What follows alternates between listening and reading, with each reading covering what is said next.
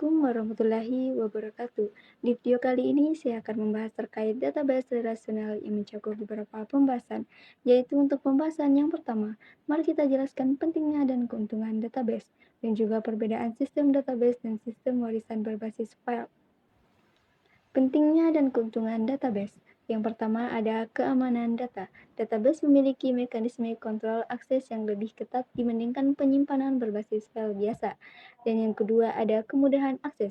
Data dapat diakses dengan cepat dan efisien melalui sistem manajemen database atau DBMS. Dan yang ketiga ada integritas dan konsistensi data. Database membantu mencegah duplikasi dan inkonsistensi data melalui konsep normalisasi.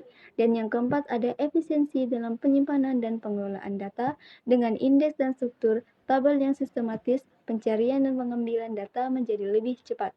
Dan yang terakhir ada kemampuan multi pengguna. Beberapa pengguna dapat mengakses dan memodifikasi data secara bersamaan tanpa mengganggu keakuratan data.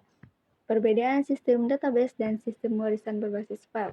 Sistem warisan berbasis file adalah metode lama dalam menyimpan dan mengelola data yang menggunakan berbagai file yang terpisah, sedangkan sistem database menggunakan DBMS untuk mengelola data dengan lebih efektif. Untuk pembahasan yang kedua yaitu mengenai perbedaan antara tampilan logis dan fisik pada database. Tampilan logis adalah bagaimana data diinterpretasikan oleh pengguna atau aplikasi. Tampilan fisik adalah bagaimana data benar-benar disimpan di perangkat penyimpanan. Selanjutnya untuk pembahasan yang ketiga yaitu mengenai konsep fundamental sistem database seperti DBMS, skema, kamus data, dan bahasa DBMS.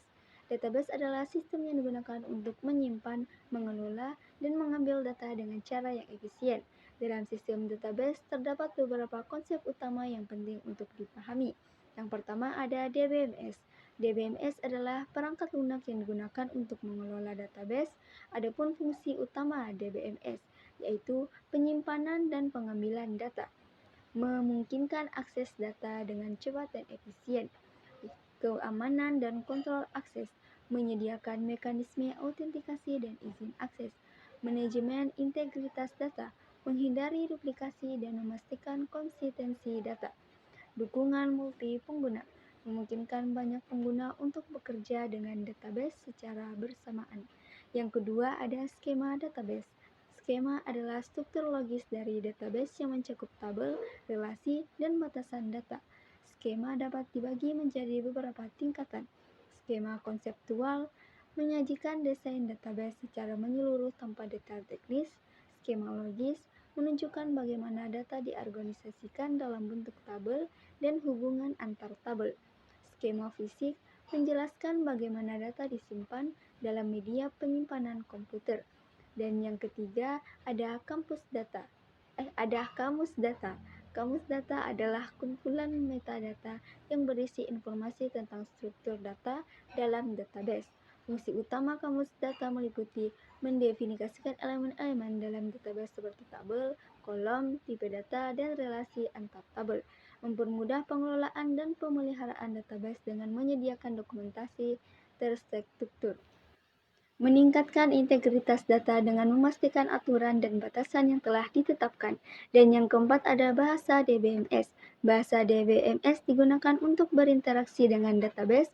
Salah satu bahasa yang paling umum digunakan adalah SQL atau Structural Query Language. Nah, untuk pembahasan yang keempat yaitu mengenai apa sih yang dimaksud dengan database relasional dan bagaimana mengorganisasi data. Database relasional adalah jenis database yang menyimpan data dalam bentuk tabel yang saling berhubungan. Untuk mengorganisasi data dalam database relasional dilakukan dengan beberapa teknik. Yang pertama, melakukan dengan normalisasi, memisahkan data ke dalam beberapa tabel untuk mengurangi duplikasi dan memastikan efisiensi penyimpanan. Yang kedua, melakukan indexing, membantu meningkatkan kecepatan pencarian data. Dan yang ketiga, relasi antar tabel. Data dihubungkan melalui kunci primer dan kunci asing untuk menghindari redundansi. Untuk materi yang kelima yaitu membuat seperangkat tabel yang terstruktur dengan baik untuk menyimpan data pada database relasional. Identifikasi entitas dan atribut setiap tabel dalam database relasional mewakili entitas dengan atribut yang relevan. Contoh entitas yang sering digunakan dalam sistem akademik adalah mahasiswa, mata kuliah, dan dosen. Menentukan kunci primer dan kunci asing. Kunci primer yaitu kolom unik yang digunakan untuk mengidentifikasi setiap record dalam tabel. Kunci asing yaitu kolom yang menghubungkan tabel satu dengan lainnya. Normalisasi untuk menghindari redundansi data. Normalisasi adalah teknik yang digunakan untuk mengorganisasi tabel guna mengurangi redundansi dan meningkatkan efisiensi. Contoh normalisasi termasuk pemisahan data ke dalam beberapa tabel agar tidak ada duplikasi informasi. Selanjutnya, untuk materi yang terakhir yaitu melakukan query sederhana menggunakan database Microsoft Access. Query dalam Microsoft Access digunakan untuk mengambil, memfilter, dan mengolah data dari tabel dalam database. Untuk melakukan query sederhana ini, kita akan menggunakan fitur Query Design View yang berbasis antarmuka grafis. Berikut langkah-langkahnya. Yang pertama, buka Microsoft Access dan pilih database yang digunakan. Yang kedua, klik Create Query Design untuk memulai pembuatan query. Yang ketiga, pilih tabel yang ingin diambil datanya, misalnya mahasiswa. Yang keempat, tambahkan kolom yang ingin ditampilkan seperti ID mahasiswa dan nama. Dan yang terakhir, tambahkan kriteria misalnya jurusan, teknik informasi, lalu jalankan query.